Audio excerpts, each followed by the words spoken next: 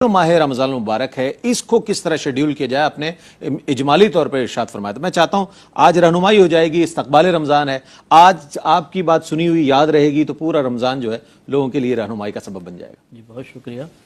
देखिए सबसे पहले तो इबादात का इंतखाब किया जाए जिसमें फ़राइज़ भी हैं, वाजिबात हैं, मुस्तहब्बात हैं। मसलन 5 नमाज़ें तो फ़र्ज़ हैं ही हैं, फिर इसके बाद जो साबिक़ा क़ज़ा नमाज़ें रह गईं उनका हिसाब व किताब कर लिया जाए कि बुलूगत के बाद से अभी तक कितनी नमाज़ें निकल चुकी हैं। एक्यूरेट तो किसी को नहीं पता होता, गालिब गुमान करके उनको उसको काउंट कर लिया जाए और आहिस्ता आहिस्ता इरादा कर लें कि रमज़ान में उनको अदा करेंगे।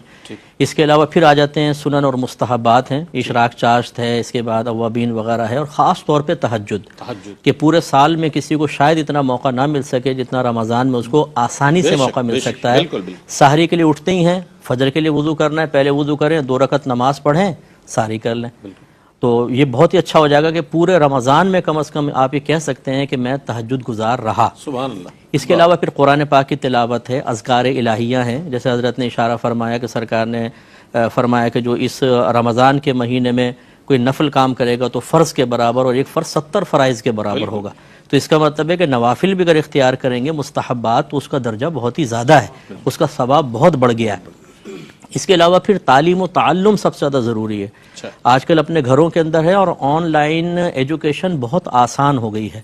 तो ऐसा अगर कोई इनको सिलसिला मिल जाए कि कहीं फ़र्ज़ उलूम सीखने का मौका मिल रहा है, कहीं पर कोई और चीज़ें सिखा रहे हैं, तो उस क्लास को ज्वाइन करें और एक अपना टाइम जो है वो ज़रूर तालीम व ताल्लुम के लिए भी रखें। इसी तरह घर में बच्चे हैं, बच्चों को अगर आप मसरूफियात नहीं देंगे तो वो खेल कूद और शोर शराबे में टाइम गुजारेंगे।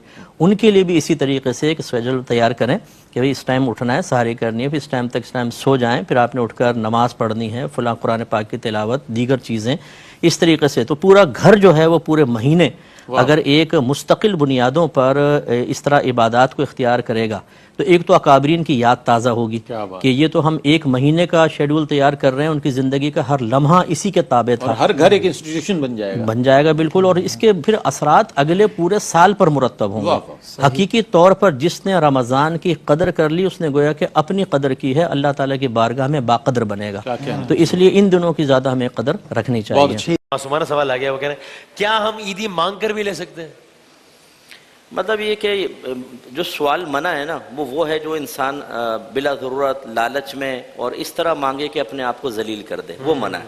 ये जो है ना, ये जो प्यार मोहब्बत की बेतकल्लुफ़ी की बातें, ये वो उस ममनुआ सवाल के अंदर नहीं आते। सही, लेकिन लिमिट में ही मांगे। अच्छा, ये नहीं कि वो दे 25 दान रख लो अपने पास, हमें नहीं चाहिए। भाई कितना लाख लूंगी इस दफा, भाई ये तो ना करो।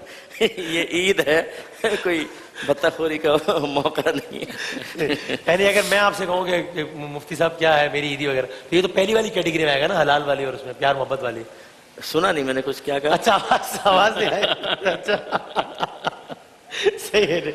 आपको आवाज आ रही है मेरी? तो अगर मैं यही ईदी का हवाले से अगर मैं आपसे कहूँ तो ये जो आपने मुफ्ती साहब से कहा, तो हमारे तो बड़े भाई हैं तो हम भी इनसे ईदी लेंगे। सही। बिल्कुल। एक ही कहती हैं कि मैं दिन में सूरह यासीन पढ़ा करती थी, रात को सूरह मुल्क पढ़ती थी। तो किसी ने कहा आप ये क्यों पढ़ती हैं, आप कुरान को तर्जमे के साथ क्यों नहीं पढ़ती हैं? तो मैंने फिर इन सूरतों को पढ़ना छोड़ दिया और कुरान को तर्जमे से पढ़ना शुरू किया, जिसकी मुझे बरक़ात हासिल हुई। देखें, तर्जमे और तफसीर के साथ कुरान पाक पढ़ने की तो हम भी आपको बहुत ज़्यादा तरग़ीब देते हैं। उन साहब ने कहा आप तर्जमे से पढ़े, मैं कहता हूँ सिर्फ़ तर्जमे से कभी कुरान को मत पढ़िएगा, आप हिदायत की तरफ नहीं आएंगी बल्कि गुमराही की तरफ चली जाएंगी। क्योंकि सिर्फ़ तर्जमे से अल्लाह तबारक व तआला का सही मकसूद या सही मकसद समझ में आ जाए, ऐसा नहीं हो सकता। तर्जमा सिर्फ़ आयात का लफ्ज़ का तर्जमा होता है, उसमें मुकम्मल तफसीर ज़िक्र नहीं होती। लिहाजा अल्लाह ताला के कई दफ़ा एक आयत का ज़ाहिर कुछ कह रहा होता है, लेकिन जब हम तफसीर पढ़ते हैं तो पता चलता है कि जो हमें ज़ाहिरन समझ में आ रहा था वो अल्लाह का मकसूद नहीं है। इसलिए हम ये मशवरा देंगे कि तर्जमा और तफसीर दोनों के साथ पढ़ें, सिर्फ तर्जमे के साथ कभी ना पढ़ें, या काबरीन ने मना फरमाया। दूसरी बात ये कि उन साहब ने जो कहा उन्होंने मुनासिब बात नहीं की। उनको यूँ कहना चाहिए था कि आप सूरह यासीन भी पढ़ती रहें, रात में सूरह मुल्क भी पढ़ती रहें, लेकिन इन दोनों को तर्जमा तफसीर के साथ पढ़ लें। अगर आप एक हफ़्ता सूरह यासीन को तर्जमे के साथ और तफसीर के साथ पढ़ें, इसी तरह एक हफ़्ते तक सूरतुल मुल्क को तर्जमा तफसीर के साथ पढ़ें, इसके बाद आपको मज़ीद पढ़ने की हाजत नहीं होगी, क्योंकि जब एक हफ़्ते बाद आप फिर सूरह मुल्क पढ़ेंगे तो ख़ुद ब खुद तर्जमा जहन में आता जाएगा اور جو اس کی تفسیر آپ نے پڑھی ہے ہر آیت سے وہ تفسیر بھی ظاہر ہوتی رہے گی، تو پھر اس میں مزید تکلف کرنے کی حاجت نہیں ہوگی۔ صورتیں چھوڑنے سے بہتر جن کو آپ بطور وظیفہ اپنائے ہوئی ہیں یا لگاتار استقامت سے آپ عمل کر رہی ہیں، تو اس کو چھوڑنے سے بہتر یہ ہے کہ انہیں ترجمہ تفسیر کے ساتھ کچھ عرصے تک پڑھ لیں۔ جب ترجمہ ذہن میں بیٹھ جائے، تفسیر اچھی طریقے سے آپ کو معلوم ہو جائے، پھر یہ تکلف چھوڑ دیں، بس صورتیں پڑھتی رہیں۔ ہمارے نبی کریم صلی اللہ علیہ وسلم نے ارشاد فرمایا کہ جو بھی عمل کرو استقامت کے ساتھ کرو، چاہے وہ عمل تھوڑا ہی کیوں نہ ہو۔ تو اس لیے یہ یوں نہیں کرنا چاہیے کہ آپ کچھ چیزیں شروع کریں اور پھر اس کو بغیر کسی وجہ کے چھوڑ دیں۔ تو امید ہے کہ آپ کو بات سمجھ میں آ گئی ہوگی۔ If you like the video, then like and subscribe to the channel. Thank you.